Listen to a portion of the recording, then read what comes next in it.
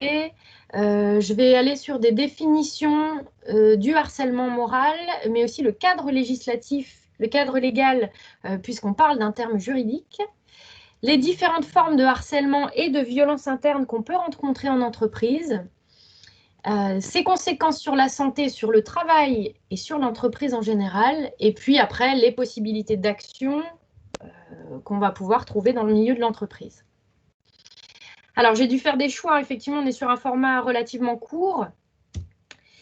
Il y aurait beaucoup de choses à dire. Alors tout d'abord, qui je suis? Moi, donc Audrey Aptel, je suis psychologue du travail et coach professionnel. En fait, je suis psychologue du travail depuis 2010 dans un service de santé au travail inter-entreprise, donc classiquement de la médecine du travail, sur le secteur de la Meurthe-et-Moselle. Donc en fait, c'est un service de médecine du travail qui compte 12 000 entreprises adhérentes. Et moi, j'interviens dans ces structures-là pour faire de la prévention des risques psychosociaux. J'imagine que vous avez déjà entendu le terme. Et aussi travailler sur des questions de maintien dans l'emploi des salariés. Alors, risques psychosociaux de manière très, très large, c'est-à-dire que les questions, par exemple, de violence interne, des plaintes pour harcèlement, j'en traite aussi un petit peu tous les jours.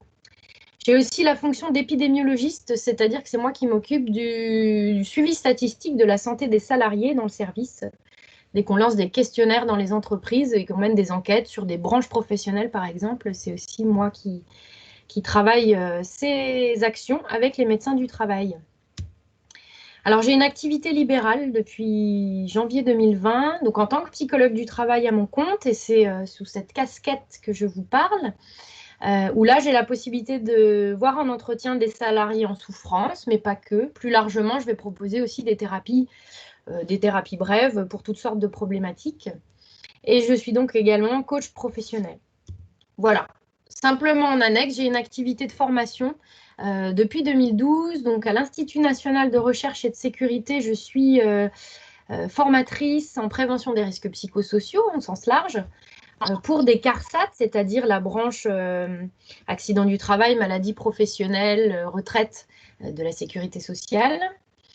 Pour l'inspection du travail, la directe, et puis après pour tout type d'acteurs dans les entreprises, comme les directions, les préventeurs, les managers ou les instances représentatives du personnel. Voilà, je suis chargée d'enseignement aussi sur divers sujets à l'Université de Lorraine et au centre Pierre Janet qui est situé à Metz. J'assure des formations courtes. J'en ai une qui démarre d'ailleurs au mois d'avril à distance qui s'appelle Burnout et Management. Je suis aussi superviseur des psychologues là-bas qui assurent des consultations. Voilà. Alors, le champ des risques psychosociaux, le champ des violences au travail, c'est quelque chose que je traite depuis 11 ans maintenant. Donc, j'ose espérer être à la bonne place pour vous en parler.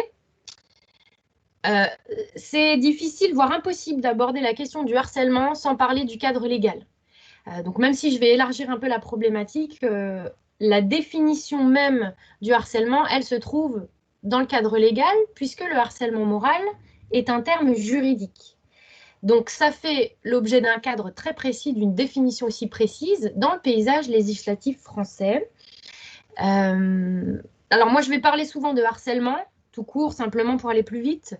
Harcèlement moral et harcèlement sexuel, c'est quand même pas tout à fait la même chose. Ça s'exprime pas de la même manière et ça n'a pas tout à fait le même objectif. Bon, nous, on est sur la question du harcèlement moral. Alors, vous pouvez trouver dans le Code du travail et dans le Code pénal plusieurs articles qui renvoient au harcèlement moral. Donc, la définition, le cadre et les possibilités de mettre en place des médiations, par exemple, dans l'entreprise, en cas d'accusation de harcèlement. Ce qu'on va avoir en plus dans le code pénal, ce sont les peines encourues par les auteurs de harcèlement moral, puisqu'effectivement, c'est puni par la loi, et ça, c'est une notion à ne pas oublier. Au-delà du code du travail et du code pénal, on a en France un accord national qui traite du harcèlement et des violences au travail, qui a été fait en 2008. Cet accord national découle d'un accord cadre européen qui avait été écrit en 2007 et qui précise ce qu'est le harcèlement, mais plus largement ce que sont les violences au travail, comment on peut les traiter. On donne des pistes pour faire de la prévention, mais aussi pour agir. Voilà. Donc C'est un document sur lequel vous pouvez aller en le recherchant simplement sur Google. Hein, dans mes dernières recherches, c'était en accès libre. Ça reste intéressant puisque c'est un petit peu plus concret, en tout cas en termes de prévention, que le code du travail ou le code pénal. Dernière référence, évidemment, on ne va pas toutes les exploiter. La circulaire du 12 novembre 2012 qui est relative au harcèlement et à la discrimination au travail, ça peut être aussi un document de référence si vous voulez aller un petit peu plus loin. Une notion importante, la jurisprudence dans le domaine du harcèlement est assez foisonnante parce que, on va voir la définition du harcèlement moral.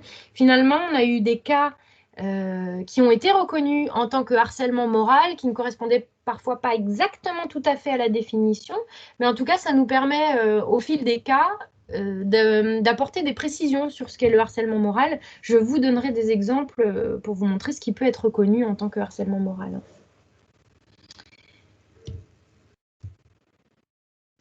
Alors, la diapo qui suit est probablement la diapo la moins sympa de la présentation. Je m'excuse parce que je n'ai pas donné une forme très sexy à la présentation, mais voilà, il faut passer par le code du travail. La définition, elle est dedans. Dans cet article L1152-1, qui précise qu'aucun salarié ne doit subir. Et là, on a la définition du harcèlement moral. Ce sont des agissements répétés. Donc cette notion de répétition, elle est centrale dans la définition du harcèlement.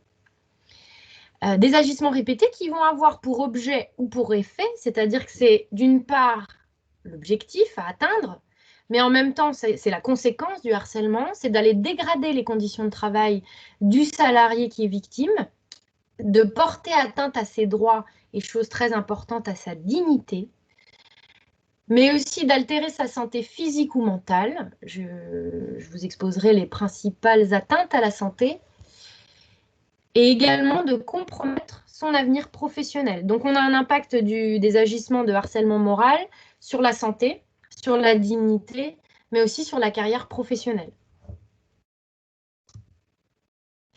Alors, d'autres articles apportent des précisions, je ne vous les ai pas tous mis, mais ce qui peut être important, par exemple, pour vous qui êtes encore étudiant, peut-être en alternance, c'est qu'aucun salarié, mais sous quelque forme que ce soit un stagiaire, que ce soit qui que ce soit dans l'entreprise, ne peut faire l'objet d'une discrimination parce qu'il a dit qu'il faisait l'objet d'un harcèlement, parce qu'il l'a subi, parce qu'il l'a refusé ou parce qu'il en a témoigné. Donc ça, c'est important. On a un article qui vise à protéger les personnes qui vont faire remonter les situations de harcèlement. Ça date de 2012, c'est relativement récent, mais le but, c'est de favoriser les alertes de ce type d'agissement. Il est de la responsabilité de l'employeur, ça aussi c'est important de l'avoir en tête, de prévenir le harcèlement moral. Alors c'est une obligation de moyens, c'est-à-dire qu'il faut mettre en œuvre toutes les dispositions nécessaires pour prévenir le harcèlement moral. On a quelques pistes pour ça et quelques moyens. Et puis, il y a des obligations comme des obligations d'affichage qui existent sur différents risques professionnels. Mais concernant le harcèlement, il faut notamment afficher un article en particulier du Code pénal dans les lieux de travail.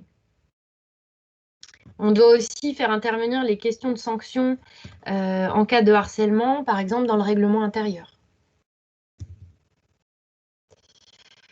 Le Code du travail prévoit qu'au-delà d'une sanction légale en lien avec le code pénal, il y a aussi normalement une sanction disciplinaire, donc à l'intérieur de l'entreprise, en cas d'agissement pour harcèlement moral. Et le Code du travail prévoit également qu'une personne qui se dit victime de harcèlement, tout comme une personne qui serait accusée de harcèlement, peut faire appel à un médiateur. Alors, le harcèlement moral, à quoi ça peut ressembler? J'ai repris quelques cas de la jurisprudence. Ce sont par exemple des humiliations et des critiques envers un salarié. Critiques injustifiées envers un employé, c'est typiquement le salarié qui reçoit des critiques répétées sur sa manière de travailler, alors que ça ne paraît pas particulièrement justifié, avec des termes humiliants. Ces critiques peuvent se faire en public devant les collègues.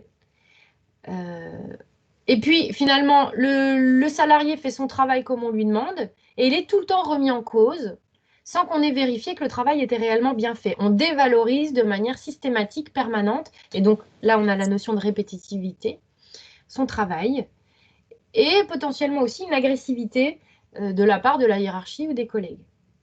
Tout ce qui renvoie à des choses humiliantes en public ou vexatoires et des dénigrements ou des brimades. Là, la notion de répétitivité, elle est importante, mais vous voyez, il y a aussi la notion, par exemple, d'agissements qui sont faits devant un public et qui, du coup, portent atteinte à la dignité du salarié. Autre exemple, le salarié qui est mis à l'écart, qui est isolé, typiquement la placardisation.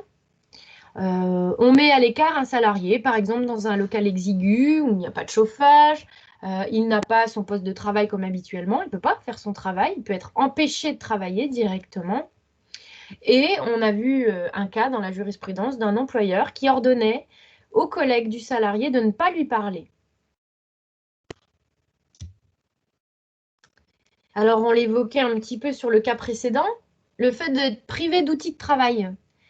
Par exemple, une salariée qui revient de congé maternité, qui retrouve ses affaires dans des cartons, qui n'a plus de bureau, plus d'ordinateur, plus de téléphone, elle n'a plus les moyens de travailler.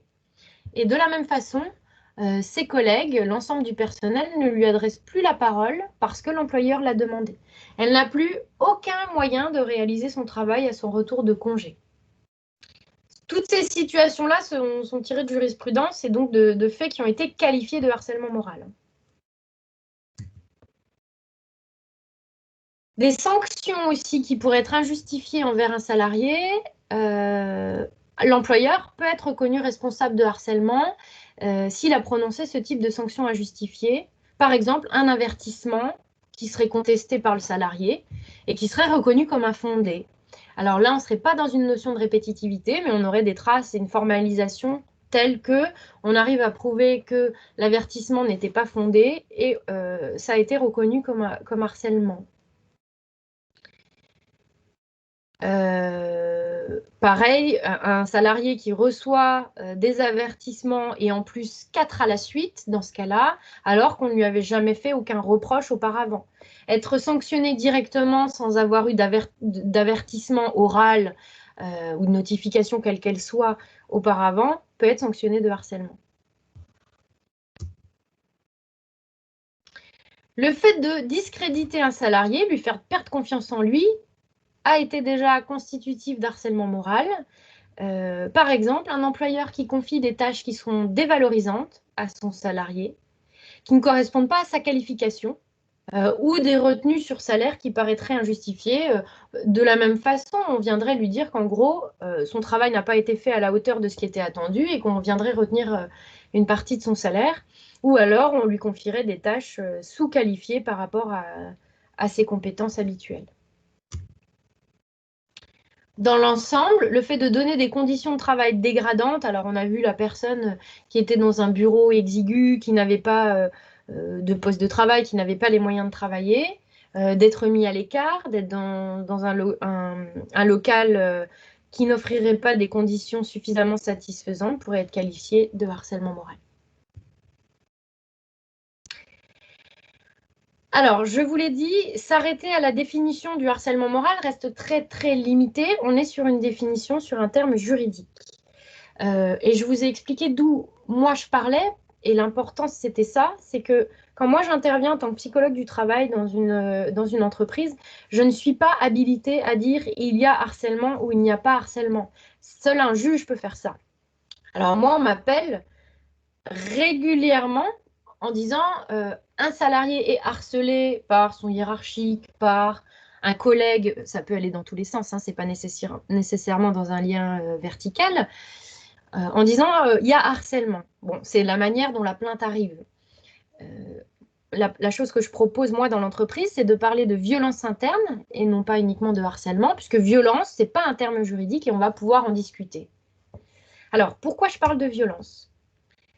Les violences sont des agissements qui vont être exercés par des personnes de l'entreprise, comme le harcèlement moral en entreprise qui nous occupe aujourd'hui.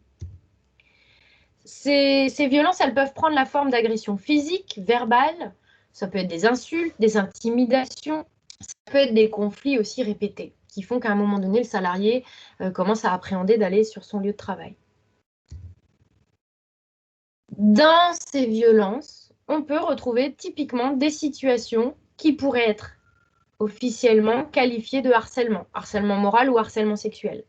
Mais quand on intervient en entreprise ou quand on est un acteur interne de l'entreprise, un manager par exemple, on va d'abord parler de violence, puisqu'on n'est pas habilité à poser le terme de harcèlement, encore une fois.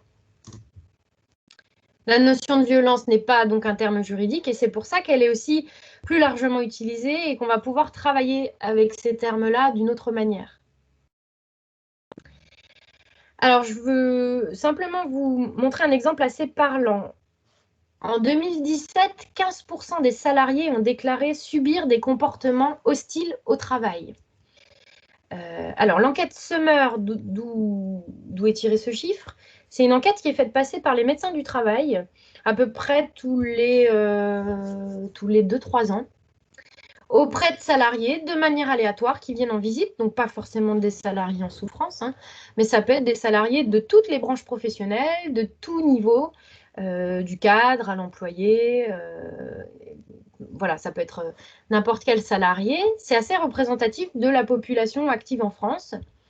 15% des salariés qui font l'objet de comportements hostiles au travail, c'est pas rien, c'est très important même. Alors, dans ces comportements hostiles au travail, on va retrouver trois types de comportements qui sont questionnés à travers cette enquête. Ce sont les atteintes dégradantes, et vous avez vu, on peut s'approcher de la notion de harcèlement. Tout ce qui renvoie au déni de la reconnaissance du travail, c'est-à-dire nier que le travail est de bonne qualité, ne pas se servir du travail de quelqu'un, par exemple, ou confier des tâches inutiles ou dégradantes. Et puis, tous les comportements méprisants. Ça peut être tout simplement ne plus parler à quelqu'un du jour au lendemain. Par exemple aussi, quelqu'un que l'on tutoyait parce qu'on travaille ensemble au quotidien et qu'on se met du jour au lendemain à vous voyer. Ou à l'inverse, quelqu'un qu'on vous voyait régulièrement et du jour au lendemain, par provocation, on se met à tutoyer l'autre. Ça peut être des choses très, très insidieuses qui provoquent finalement ces effets violents sur les personnes. Et là, on n'est pas forcément dans le harcèlement. Alors, quelles conséquences des violences internes et du harcèlement, puisqu'il peut faire partie des violences internes? Alors, conséquences au sens large. Les conséquences sur la santé tout d'abord. Une situation de harcèlement va pouvoir provoquer différentes choses. Dans un premier temps, les signes que vous allez pouvoir retrouver chez quelqu'un qui fait face à du harcèlement ou à des violences, c'est quelqu'un qui est de plus en plus nerveux, irritable, anxieux. Alors ça peut se voir ou ne pas se voir, ça dépend des personnes et de la manière dont elles l'expriment. Globalement, on va ressentir plutôt l'irritabilité. Quelqu'un qui se plaint d'être de plus en plus fatigué, qui a du mal à dormir. Physiquement, il peut y avoir des plaintes, typiquement des brûlures d'estomac en lien avec le stress qui est causé par la situation, de l'hypertension ou même des douleurs musculaires.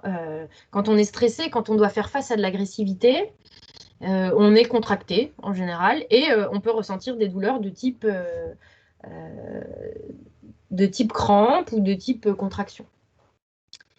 Une hypervigilance ou une hyperactivité, ça rejoint un peu la question d'irritabilité, c'est la personne qui va sursauter pour un rien ou la personne qui va tout de suite remarquer le moindre changement.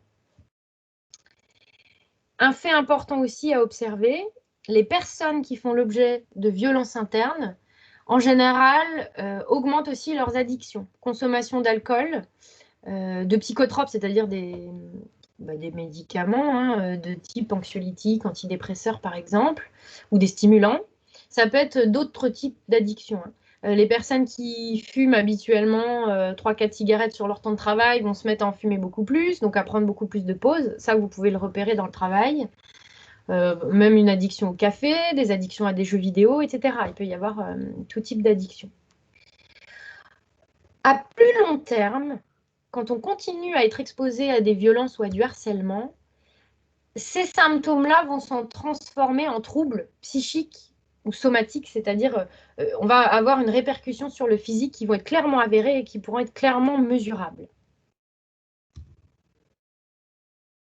Alors, pour vous remontrer d'une autre façon aussi, typiquement, comment évoluent les symptômes des personnes qui font l'objet de violences ou de harcèlement, dans un premier temps, elles se disent fatiguées, épuisées de manière chronique. C'est-à-dire que le sommeil ne va pas réparer la fatigue.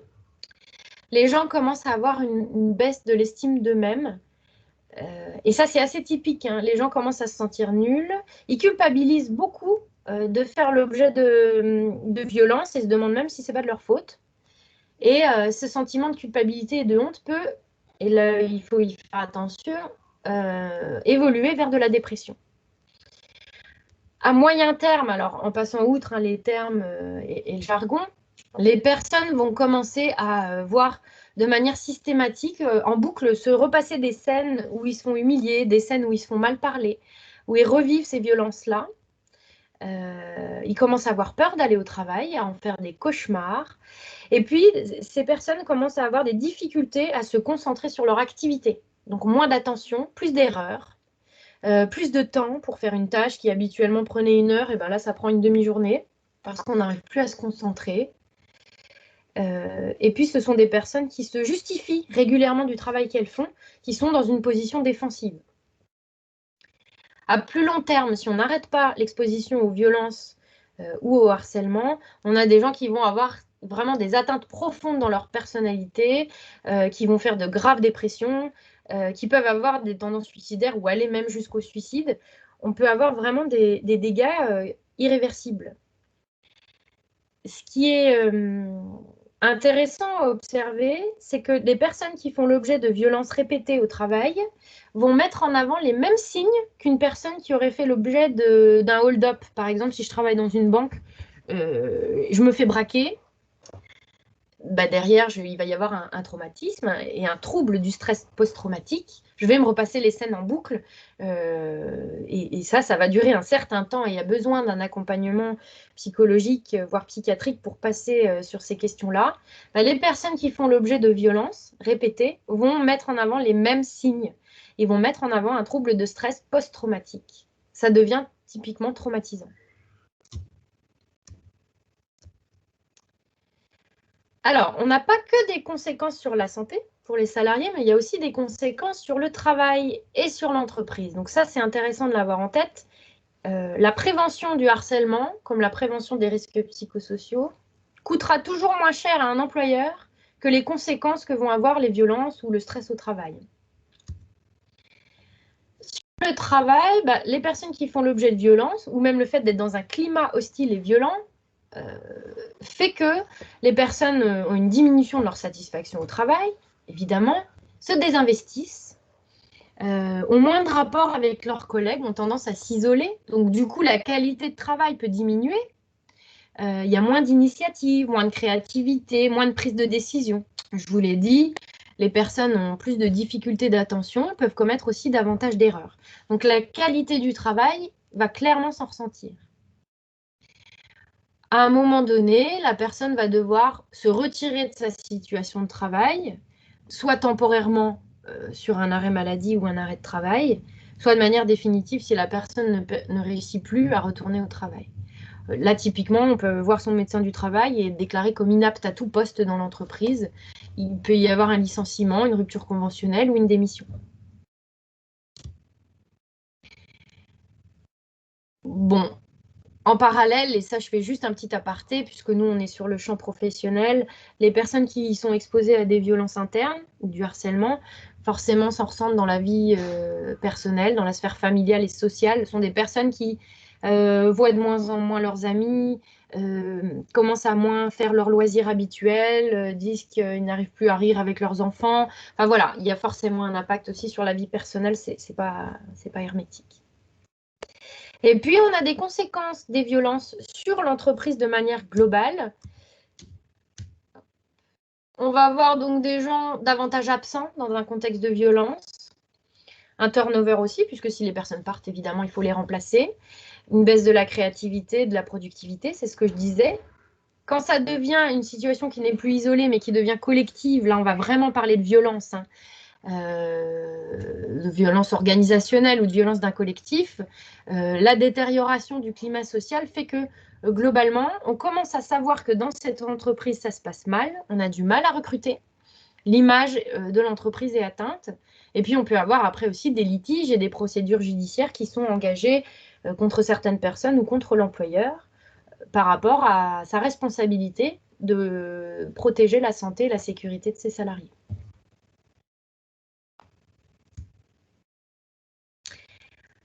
Alors, on a des possibilités d'action dans l'entreprise, des possibilités en termes de prévention, ce qui est l'idéal, hein, c'est-à-dire ne pas... Alors, ça m'arrive très rarement en travaillant en service de santé au travail, je suis censée faire de la prévention et aller dans les entreprises avant que ça aille mal. C'est quand même rare qu'on m'appelle quand tout va bien, malheureusement. Mais dans l'idéal, on est censé prévenir les situations de violence, les situations de stress, toutes les atteintes à la santé du fait de rapports sociaux au travail dégradés. Mais on a aussi des possibilités d'agir quand malheureusement ces cas sont déjà avérés.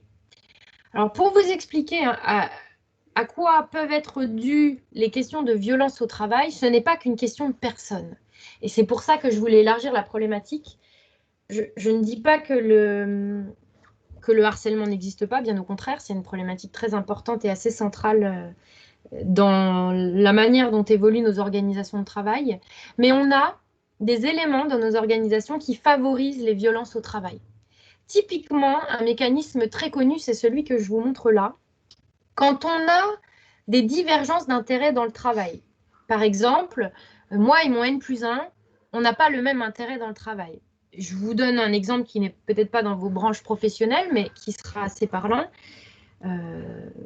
Je suis aide-soignante dans un EHPAD, et puis le matin, je dois réaliser les toilettes des résidents.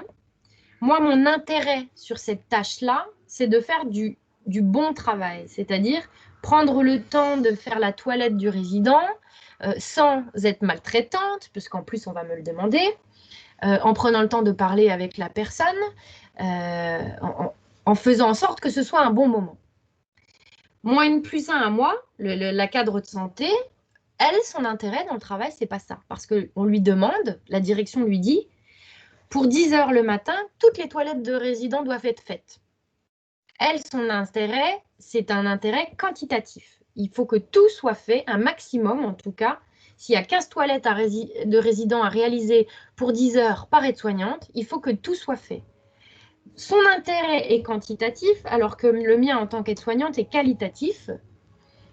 À un moment donné, on risque d'avoir des tensions entre nous parce que moi, je ne comprends pas qu'on me demande d'aller à toute vitesse puisque moi, j'ai l'impression de ne pas faire du bon travail et que c'est comme ça qu'on m'a appris à faire mon travail. À partir de là, on va avoir des tensions qui vont être exacerbées. Autre facteur qui peut favoriser les violences, la mise en concurrence des salariés, direct ou indirect. Par exemple, un service commercial dans lequel on affiche chaque semaine ou chaque jour sur un tableau qui sont les meilleurs et qui sont les moins bons. Forcément, ça crée de la concurrence et ça ne favorise pas les bonnes relations entre collègues, typiquement. Ça peut être aussi une concurrence indirecte. Par exemple, on est dans le cadre d'un plan social, on doit perdre des postes. Je n'ai pas envie de perdre mon emploi, donc je vais tout faire pour me mettre en avant, quitte à ce que ce soit au détriment de mes collègues, puisque je ne veux pas perdre mon emploi. Ça aussi, ça crée forcément des tensions. Ces deux types de facteurs-là, les divergences d'intérêts et les concurrences, vont favoriser les violences. Ils vont les favoriser d'autant plus lorsqu'on a une absence d'arbitrage ou des arbitrages vécus comme injustes. Donc je m'explique. Si on n'est pas d'accord sur la manière de travailler, une personne légitime, par exemple le N+1, le N+2 ou l'employeur, doit venir arbitrer les conflits. Si je ne suis pas d'accord sur la manière de travailler avec mon collègue, ce n'est pas un problème. La controverse professionnelle, ça aide à avancer, ça aide à trouver des solutions et à améliorer les pratiques. Mais ça va dégénérer en violence si personne ne vient dire « Ok, je vous ai entendu, on va prendre tel et tel critère et voilà comment on va travailler ensemble. » S'il n'y a pas d'arbitrage ou s'ils sont vécus comme injustes, ça va favoriser le passage à l'acte violent sur soi-même, ça peut arriver, ou sur les autres. Et là, on va se retrouver dans le genre de violence qu'on a évoquées, voire à des situations de harcèlement. Des harcèlements qui sont, des situations de harcèlement ou de violence qui sont favorisées par des organisations de travail, on en voit quand même assez régulièrement. Il faut quand même l'avoir en tête, c'est-à-dire qu'on a vraiment des moyens d'action de prévention en travaillant sur nos organisations de travail. Si en plus de ça, j'ai peu ou pas de collectif de travail, par exemple j'ai un poste isolé ou délocalisé, ça va renforcer les passages à l'acte violent puisque je n'ai pas de soutien de la part de mes collègues. Alors, dans l'organisation de travail, on a pas mal de facteurs qui peuvent être présents et qui peuvent générer ou favoriser en tout cas les violences. Je vous les nomme ici. Par exemple, avoir des conditions de travail tendues, du lean management, par exemple, qui peut être très efficace à beaucoup d'égards, poussé à l'extrême, peut favoriser des tensions. Le fait d'avoir des moyens ou des missions qui ne sont pas adaptés aux objectifs ou aux compétences. On me fixe des objectifs qui me semblent inatteignables parce que je n'ai pas les moyens de les atteindre. Ou bien on me confie des missions alors que je ne suis pas compétent pour les réaliser. Ça aussi, c'est un facteur de risque de passage à l'acte violent. Le fait d'avoir un déséquilibre des tâches entre les salariés, moi, j'ai l'impression d'être surchargée. J'ai l'impression que mon collègue qui fait le même métier que moi, lui, n'en fiche pas une de la journée. À un moment donné, c'est clair qu'il peut y avoir des tensions, voire des violences. De la même façon, si le partage des tâches n'est pas clair. Je ne sais pas qui doit faire quoi et à un moment donné, j'ai l'impression qu'on marche sur mes plates-bandes. Le manque de communication dans une entreprise, j'ai l'impression d'avoir loupé l'information. Je travaille à temps partiel, donc de toute façon, moi, je suis toujours la 5e roue du carrosse. Ça aussi, ça va exacerber les tensions. Les incertitudes sur l'avenir, c'est typiquement le cadre du plan social où on sait qu'on va perdre des postes, mais on ne sait pas trop comment ça va se passer. Ça crée des tensions également.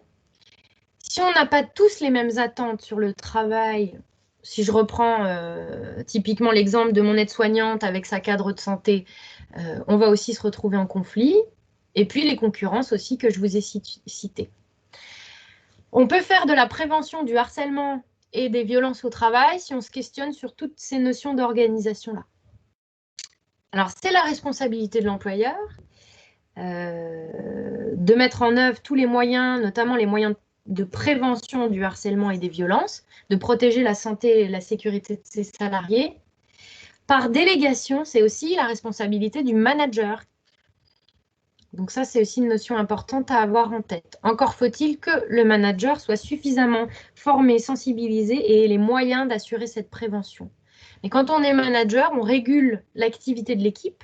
Et à ce titre-là, ces points d'organisation, on va pouvoir les questionner ou en maîtriser certains. Donc, il faut veiller à travailler là-dessus. Alors, le rôle de l'employeur par rapport à ça, c'est ce que je viens de vous dire. Il a une obligation de sécurité, une obligation de moyens surtout par rapport au harcèlement, mais c'est protéger la santé et la sécurité de ses salariés et prévenir toute forme de harcèlement moral ou sexuel à l'encontre des salariés. C'est clairement exprimé dans le Code du travail. À ce titre-là, il faut organiser la prévention dans l'entreprise. Par contre, pour organiser la prévention, l'employeur reste libre des moyens qu'il souhaite mettre en œuvre. Dans les entreprises de plus de 20 salariés, toutes les dispositions relatives au harcèlement moral doivent figurer dans le règlement intérieur, c'est ce que je vous avais déjà dit, et affichées sur les lieux de travail. Donc, ces obligations d'affichage de l'employeur, elles restent aussi très importantes. Alors, j'imagine que vous savez que dans les entreprises récemment, nous n'avons plus de CE, CHSCT et délégués du personnel. On a tout regroupé dans une instance qui s'appelle le CSE, en tout cas dans les entreprises de plus de 50 salariés. C'est dans ce CSE qu'on va retrouver des missions notamment de protection de la santé des salariés. C'est une instance qui va être consultative sur tout ce qui est conditions de travail. Ce CSE va pouvoir proposer à l'employeur des mesures de prévention dans le cadre de ses missions. Un autre acteur important, le médecin du travail auquel on ne pense pas toujours, ou forcément de ma place j'y pense, mais le médecin du travail va recevoir des salariés individuellement. Typiquement, un salarié qui vient à sa demande voir le médecin du travail, parce qu'il y a déjà une atteinte à sa santé mentale ou physique, le médecin du travail va pouvoir proposer des mesures individuelles en alertant l'employeur, en aménageant le poste, en essayant de trouver des moyens, en conseillant l'employeur, ou à défaut, si l'atteinte à la santé est trop importante, en prononçant l'inaptitude du salarié à retourner dans l'entreprise. Ce qui donne lieu à un licenciement derrière. Les représentants donc, au CSE, alors c'est une instance consultative, mais il y a quand même quelques moyens pour le CSE. Si un membre du CSE constate qu'il y a une atteinte aux droits des personnes, il peut saisir immédiatement l'employeur en faisant une alerte. Et là, l'employeur doit procéder, donc sans délai ou dans un délai raisonnable, à une enquête. Une alerte, à proprement parler, pour harcèlement, doit être tout de suite prise en compte et une enquête doit être mise en place. Dans l'idéal, c'est une enquête qui est paritaire, c'est-à-dire que employeur et membres du CSE mènent ensemble l'enquête pour assurer une certaine neutralité en allant questionner les salariés. Si l'employeur ne met pas en œuvre de mesures suite à l'alerte, les membres du CSE peuvent saisir le conseil des prud'hommes. Il faut que le salarié qui a dit je fais l'objet de harcèlement ou de violence soit d'accord pour ça. Ce qui n'est pas toujours le cas pour l'entendre.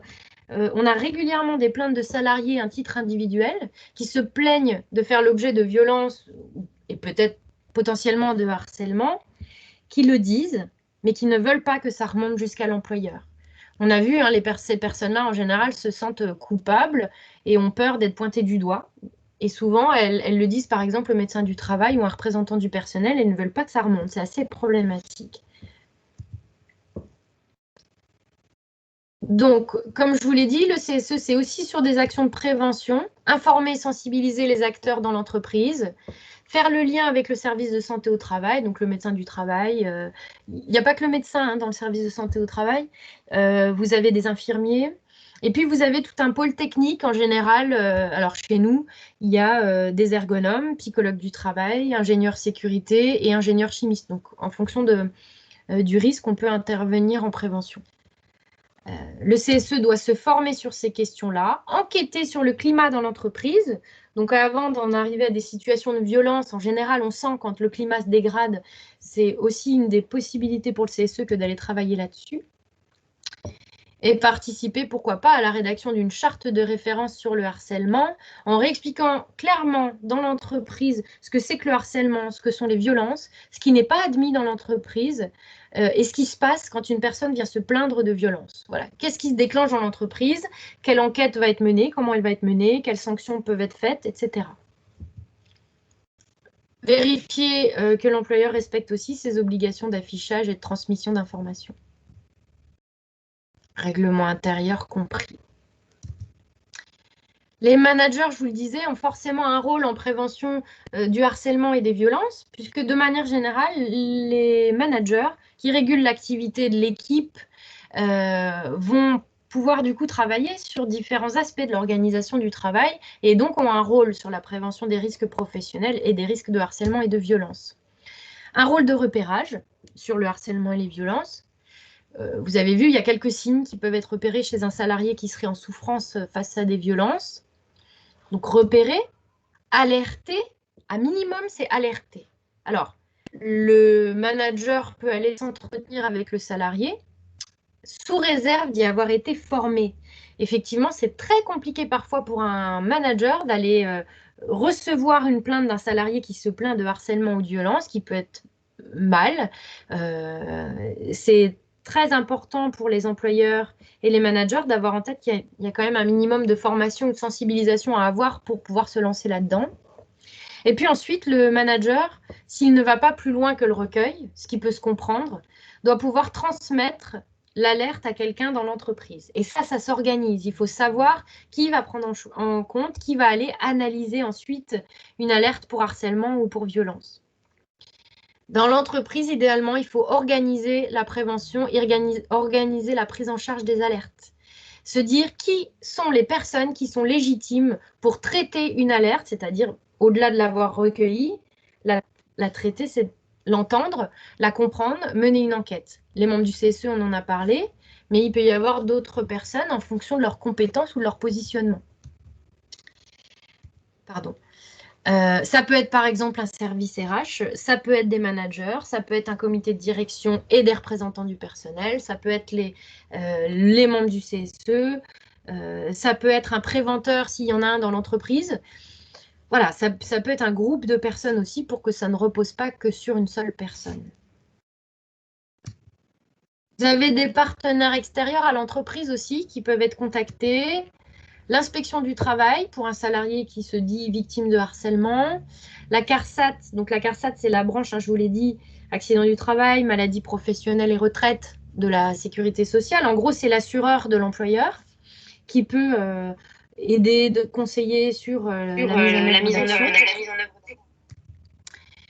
Le médecin du travail, qui peut être aussi contacté par l'employeur ou par tout salarié de l'entreprise, qui va avoir un rôle là vraiment de conseiller. Alors, pour traiter une alerte, et je finirai par ça, vous avez finalement plusieurs pistes. Soit le salarié veut parler de harcèlement moral, c'est-à-dire qu'il veut emprunter la voie juridique. Il veut qu'on reconnaisse qu'il est victime, qu'il y a un coupable. Il veut qu'il y ait une reconnaissance et une réparation pour les préjudices subis. Ça veut dire que là, il va aller sur la voie juridique et donc porter plainte. Ça va même sortir et aller au-delà du contexte de l'entreprise.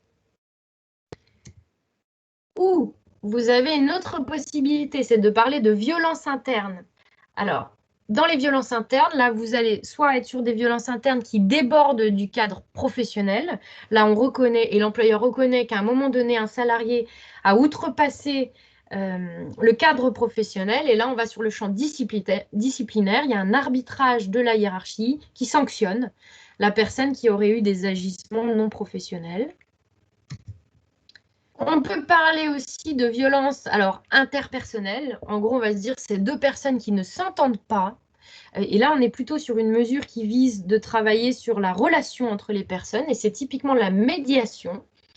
C'est vraiment comment on analyse dans la relation ce qui se passe et les enjeux pour apaiser les rapports professionnels. Ça, c'est le rôle d'un médiateur typiquement. Moi, je suis psychologue du travail, je ne suis pas médiateur. Ce n'est pas tout à fait le même métier. On peut également décider de parler, en termes de violence interne, de la place des salariés au sein d'un service. On va peut-être se dire qu'à un moment, on ne trouve plus de solution pour que deux personnes travaillent ensemble. Et là, au niveau RH, on va peut-être décider là de proposer une mobilité professionnelle, une mobilité interne à l'un ou l'autre des salariés en cause dans les violences pour réduire le problème ou supprimer le problème. Ou, dernière possibilité, et c'est ce que nous, on propose dans le service de santé au travail, parler de violence interne qui pourrait venir de problèmes d'organisation de travail. C'est ce que j'ai essayé de vous amener depuis tout à l'heure. On sait qu'il y a des facteurs d'organisation qui favorisent les violences. Il est possible de travailler sur ces facteurs organisationnels. Alors, en gros, par exemple, une grosse altercation entre deux salariés, un des deux est parti en pleurant, ça a fait suite à des agissements répétés, ça pourrait peut-être être qualifié en termes de harcèlement, mais peut-être que les deux protagonistes en jeu dans les conflits acceptent de se dire finalement, on en vient vulgairement à se friter, parce qu'on est en opposition dans notre travail, du fait de nos missions, du fait de nos conditions de travail qui sont dégradées et qui favorisent les violences. À ce moment-là, on peut travailler sur une analyse de la situation de travail, typiquement comme dans un accident de travail, on l'a déjà fait. On considère l'altercation, la dernière par exemple, ou la plus importante, comme un accident de travail et on crée un arbre des causes derrière pour aller comprendre ce qui s'est passé. Et derrière, on va essayer d'identifier les éléments dans l'organisation de travail qui ont poussé les personnes à en venir à cette situation de violence. Voilà, donc vous avez globalement 5 possibilités d'aborder la question, la plainte pour harcèlement, qui pourrait être en fait une plainte pour violence, globalement, avec différentes options. Alors, entre ces options, je vous ai mis parler de telle manière ou de telle manière. On peut mettre plusieurs actions en parallèle pour traiter de ces situations de violence. Par contre, c'est strictement impossible de travailler sur l'organisation du travail, la 5e option là, avec des salariés qui auraient décidé en fait de porter plainte en même temps. C'est absolument pas concevable de dire ben moi je suis exposée à des violences, je veux faire reconnaître du harcèlement, je veux une réparation, je veux que l'autre paye, et en même temps de se dire bon bah d'accord, on va travailler sur nos conditions de travail parce qu'en fait c'est peut-être pas de sa faute, c'est peut-être en lien avec le travail. Ça c'est pas compatible. Par contre, on peut pourquoi pas travailler sur l'organisation et en même temps se dire bon, on va essayer de résoudre ces problèmes d'organisation, mais pour ces deux personnes-là, c'est aller trop loin, elles n'arriveront plus à travailler ensemble. On propose quand même en plus une mobilité interne à l'une des deux personnes, c'est possible. Voilà, donc on a pas mal de pistes en termes de prévention ou en termes d'action a posteriori suite à une situation de violence pour intervenir en entreprise et des rôles par rapport à ces questions de harcèlement et de violence qui peuvent reposer sur plusieurs acteurs de l'entreprise. Voilà, j'en ai fini par ça. J'ai à peu près tenu le timing, je pense. L'objectif étant de vous laisser un peu de place si vous avez des questions.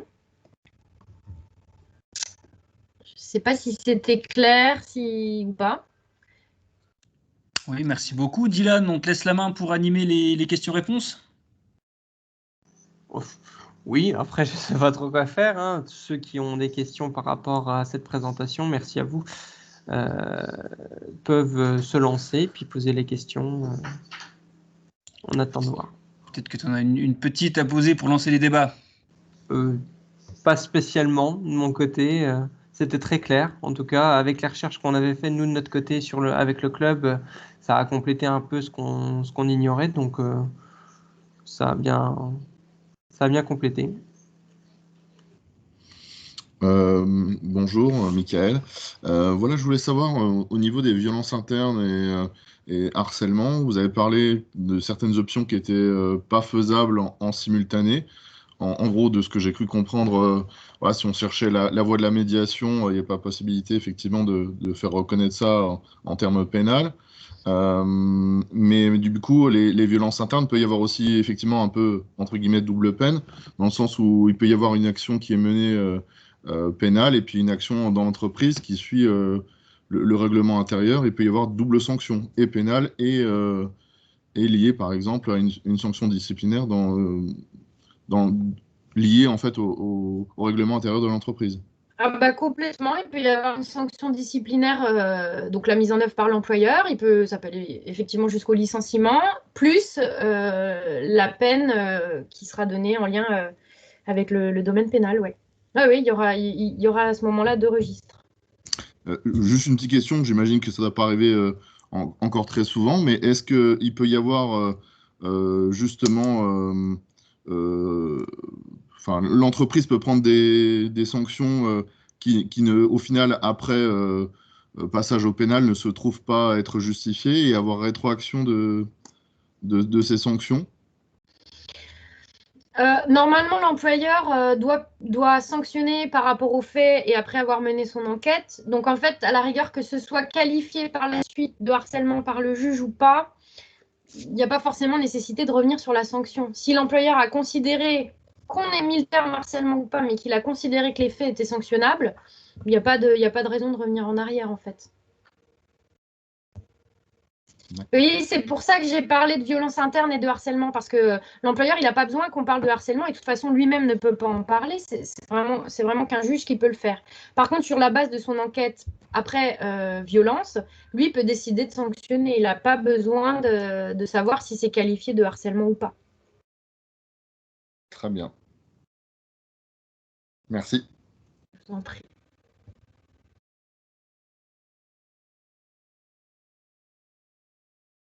Il y a une question à l'écrit de Florian Bérard. Je vais peut-être la lire. Ou Florian, est-ce que tu veux te présenter pour donner la question? Oui, je vais bien. Je l'ai écrite pour gagner du temps. Dans le cas d'une situation dérape jusqu'à aller au Conseil des prud'hommes, combien ça peut coûter à celui qui a engagé les poursuites? Donc un employé qui se sent du coup harcelé, qui veut engager des poursuites, est-ce que c'est abordable par tout le monde? Oui, au prud'homme, ça coûte rien aux salariés, en fait. Hein. À moins que je me trompe, mais pour moi, ça coûte rien aux salariés d'aller au prud'homme, puisque les prud'hommes, c'est des jugements qui sont faits par des employeurs et des représentants des salariés. c'est pas. Après, c'est la question de prendre un avocat ou pas, qui peut avoir un coût. Là, on part sur le domaine juridique sur lequel je suis pas experte, parce que ça, ce sont des situations qui du coup ne m'impliquent plus. Donc, je n'ai pas forcément la réponse. Là, il faudrait demander plutôt à un juriste ou quelqu'un qui est plus dans le domaine. Mais selon moi, pour entendre quand même régulièrement des situations de personnes qui sont allées au prud'homme et qui n'avaient pas particulièrement de moyens financiers, tout le monde peut saisir le conseil des prud'hommes. Après, c'est la manière dont on est défendu qui peut je pense, faire changer l'enveloppe. D'accord, merci. Bonjour Arnaud. J'avais une question par rapport au début. On parlait qu'un médiateur pouvait être possible en cas de harcèlement. Ma question, c'est qui peut-il être ou qui doit-il être si on cherche un médiateur? Alors, j'ai peu vu ce genre de cas. Effectivement, c'est un droit qui est mentionné dans le Code du travail. Vous avez par exemple des écoles de médiateurs officielles avec des listes officielles de médiateurs professionnels parce que ça implique quand même une formation spécifique. Donc là, il faut rechercher sur les écoles de médiateurs. Vous avez des listes et ensuite il y a des médiateurs dans le champ juridique, mais c'est pareil, je ne sais pas quelle est la référence pour aller rechercher dans... Il y a des listings officiels établis, il faudrait vraiment creuser la question. Mais j'ai peu vu finalement ce moyen-là utilisé, ou alors j'étais encore une fois pas dedans, quoi, mais... Ça marche, merci. Je vous en prie.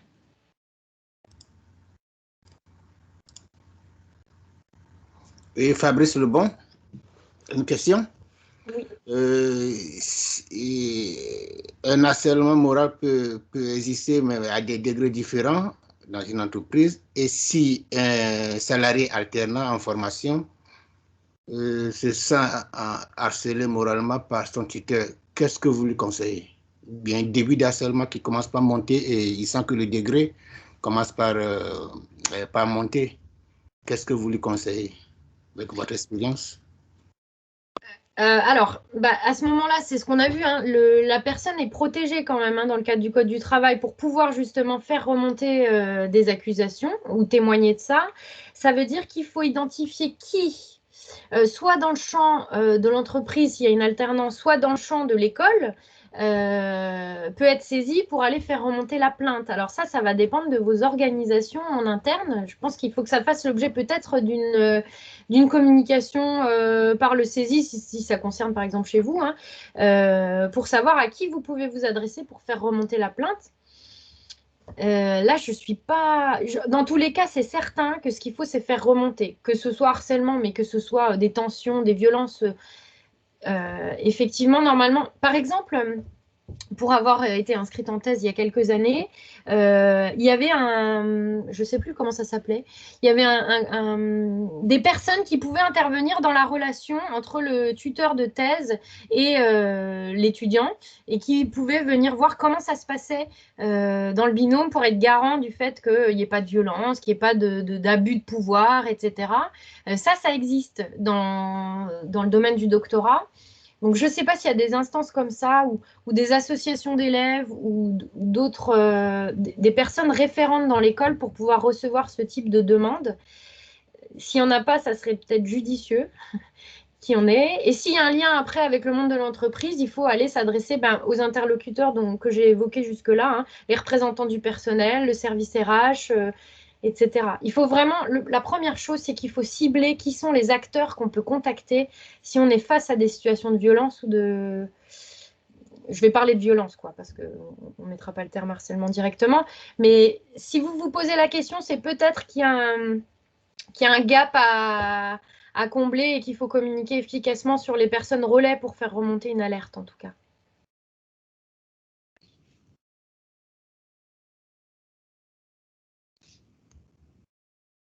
Après, c'est à chaque, que ce soit dans une école, dans une entreprise, c'est à chaque organisation de mettre en œuvre un dispositif clair pour que les salariés sachent comment alerter quand ils sont face à cette situation pour qu'il y ait une intervention, Surtout pour un alternant face à son tuteur, et le tuteur a beaucoup de rôles.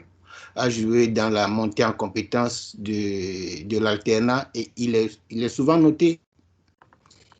C'est le Donc, tuteur c'est pas professionnel alors dans le facile. monde de l'entreprise. Oui, si on fait monter l'alerte et que c'est mal pris par le tuteur, et il y a beaucoup, surtout pour un alternant, il y a plus de difficultés pour un alternant d'encaisser, de faire monter, d'encaisser et aussi de faire monter l'alerte que pour un salarié à 100%, quoi. C'est pas toujours facile.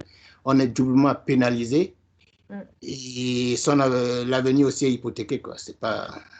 C'est un peu compliqué. C'est sûr que ce lien de dépendance, ce lien de subordination fait que c'est plus compliqué et qu'on se doute qu'à partir du moment où la plainte va remonter, il faudra probablement envisager un autre tuteur, quoi, si c'est possible. C'est certain. Ou alors, c'est d'en parler autrement, c'est-à-dire de ne pas mettre le terme voilà, je suis harcelée. Si potentiellement vous vous dites, bah, je pense quand même que je pourrais continuer à travailler avec ce tuteur-là, mais il faut vraiment qu'on mette les choses à plat. Bah, parlez-en comme ça. Dites qu'il y a peut-être des incompréhensions, des tensions et que vous voudriez une tierce personne pour venir un peu mettre les choses au clair si vous pensez que vous pouvez encore travailler ensemble. C'est dans les choix, dans la manière d'en parler, c'est ce que je vous ai exposé à la fin. Hein. S'il est encore possible de travailler ensemble, c'est quand même ce qu'il faut privilégier et ça veut dire aller solliciter un membre de l'entreprise qui pourra intervenir dans votre relation pour mettre les choses au clair, quoi. Mais c'est sûr que faire le choix de la plainte, par exemple, c'est clair que ça veut dire faire le choix de la rupture de la relation. Ça, c'est certain. Ok, merci. Je vous en prie. J'ai une petite question, Thibaut, enseignant saisie. Quel conseil vous donneriez? Je ne sais pas si c'est un conseil, mais en tout cas, voilà, on peut le voir individuellement. Enfin, moi-même, je peux considérer que je suis harcelé, donc je me rends compte moi-même. Comment détecter, dans le cas où ça arrive à quelqu'un d'autre, où voilà, ça ne nous est pas directement concerné, quelle partie il y a, par exemple, ou combien d'harcèlements il y a qui sont donnés par la personne elle-même qui est harcelée, ou c'est des collègues qui dénoncent, entre guillemets, le harcèlement d'autres personnes? Bah là, il y a un vrai rôle des collègues, hein, parce que, comme je vous le disais, les personnes qui sont face à ça culpabilisent beaucoup, ont honte de faire face à des violences ou à des situations de harcèlement, se disent que c'est de leur faute, que peut-être elles sont fragiles, faibles. Il y a une atteinte aussi à l'image de soi, donc à un moment donné, on se dit, bah oui, mais c'est normal parce que je ne suis pas un bon professionnel, enfin, on en vient quand même à ça. Donc, il y a un vrai rôle des collègues pour repérer justement les symptômes que je vous évoquais. Les gens qui sont fatigués, qui font de plus en plus d'erreurs. Il peut y avoir des petits arrêts maladie à répétition, des gens qui s'isolent. Il y a un vrai rôle, alors pas que par solidarité. Hein. Le rôle de la protection de la santé des salariés, le rôle de l'alerte, c'est aussi une responsabilité de chaque salarié et de chaque collègue. Voir qu'un de ses collègues ne va pas bien et isolé, etc., et ne pas le dire, ça serait faire défaut à sa responsabilité aussi en tant que salarié, quoi. On n'a pas besoin d'être un cadre pour avoir un rôle à jouer là-dedans, quoi. Mais alors, j'ai pas de chiffres hein, sur le nombre de gens qui le font remonter eux-mêmes, mais c'est sûr que par définition, en fait, il faut le repérage, que ce soit par le responsable hiérarchique ou par les collègues, il est primordial pour éviter que ça aille trop loin, quoi. Merci. Il y a une question de Thibaut Joanny qui lève la main. Oui, bonjour. Je trouve ça, enfin, tout ce que vous dites, c'est bien, c'est beau. Le gros problème qu'il y a, c'est que enfin, d'après mon expérience à moi, ça s'applique vraiment pas partout. Parce qu'il y a dans certaines entreprises, on va avoir des gens qui vont être là depuis un certain temps, qui vont pouvoir appliquer des pressions sur des personnes qui viennent potentiellement d'arriver, qui vont vouloir justement proposer des nouvelles choses où il va y avoir des divergences d'opinion. Et le gros problème, c'est quand on se retrouve dans une structure où des personnes se connaissent depuis des années et des années, et peu importe ce qui va être dit, peu importe ce qui sera fait, ça sera toujours la personne qui vient d'arriver qui va être en tort, entre guillemets. Et donc, ça ira jamais plus loin et ça va se dégrader, dégrader et dégrader. Et je vois mal comment ça peut évoluer dans certaines entreprises, en fait. Alors, effectivement, il y a des cultures d'entreprise qui favorisent même ça, au-delà des points d'organisation. Il y a des cultures d'entreprise qui le favorisent. Alors après, moi, je vous dis, ce qui est faisable et ce qu'on peut mettre en place dans les entreprises, on n'en est effectivement pas là partout et parfois, on en est même très loin. Alors, il faut voir quelle est la taille de l'entreprise. C'est même parfois plus difficile dans les petites structures, quand on n'a pas de représentant du personnel, pas de service RH. Enfin voilà, les très petites structures, c'est aussi compliqué. Sinon, le but, c'est vraiment d'avoir des relais à qui en parler. Mais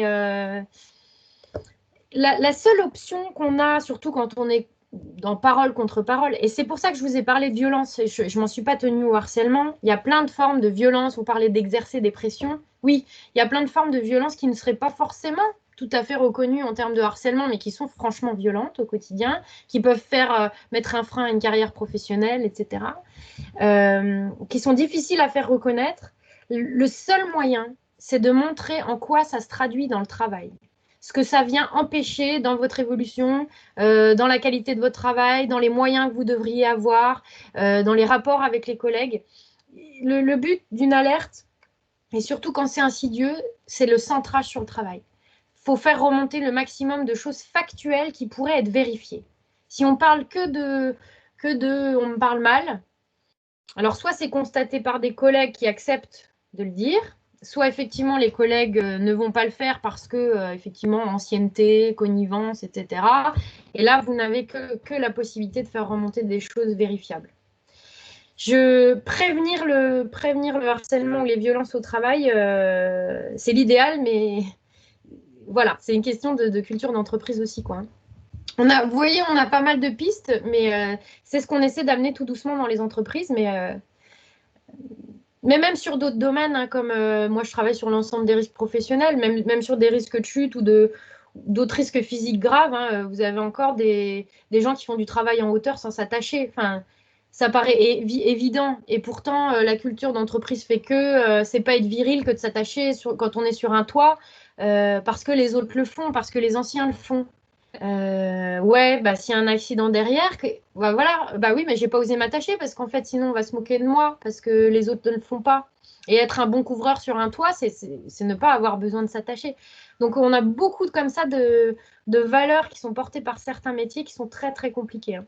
J'ai pas la réponse à ça. Moi, je vous ai exposé toutes les pistes que nous on envisage pour amener cette culture-là dans l'entreprise, mais effectivement, on n'a pas réponse à tout. Hein. Merci.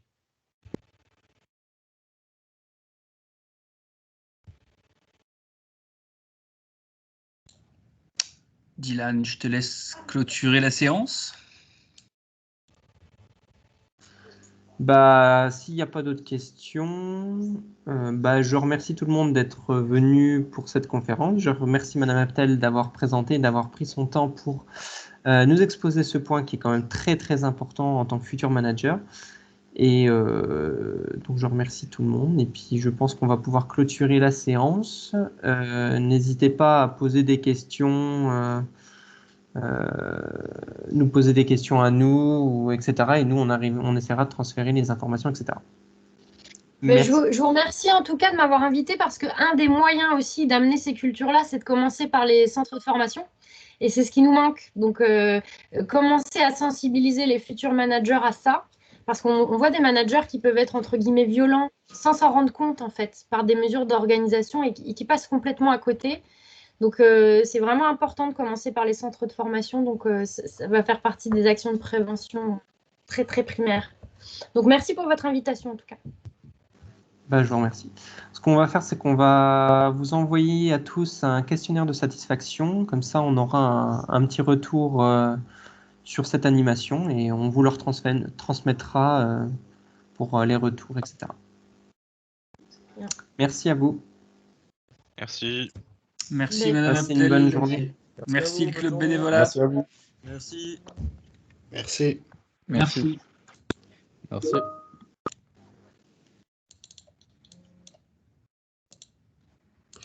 Merci, au revoir.